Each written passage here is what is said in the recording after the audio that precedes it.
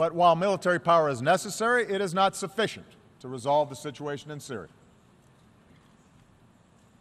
Lasting stability can only take hold when the people of Syria forge an agreement to live together peacefully.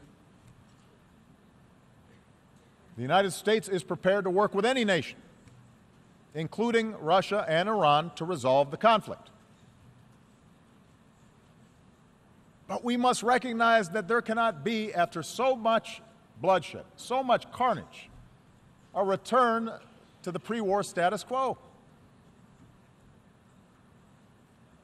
Let's remember how this started. Assad reacted to peaceful protests by escalating repression and killing that in turn created the environment for the current strife. And so Assad and his allies can't simply pacify the broad majority of a population who've been brutalized by chemical weapons and indiscriminate bombing. Yes, realism dictates that compromise will be required to end the fighting and ultimately stamp out ISIL.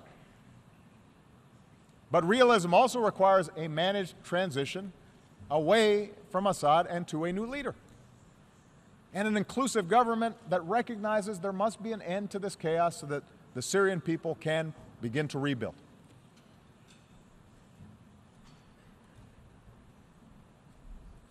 We know that ISIL, which emerged out of the chaos of Iraq and Syria, depends on perpetual war to survive. But we also know that they gain adherents because of a poisonous ideology. So part of our job together is to work to reject such extremism that infects too many of our young people.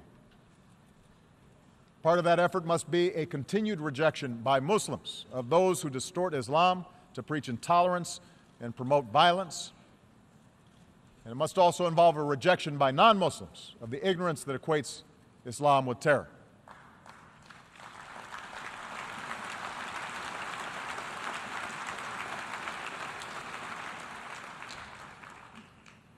This work will take time.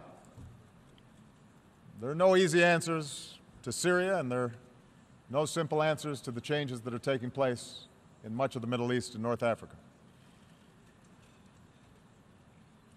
But so many families need help right now.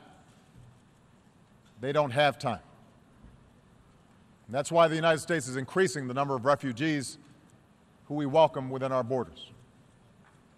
That's why we will continue to be the largest donor of assistance to support those refugees. And today we are launching new efforts to ensure that our people and our businesses, our universities and our NGOs can help as well. Because in the faces of suffering families, our nation of immigrants sees ourselves.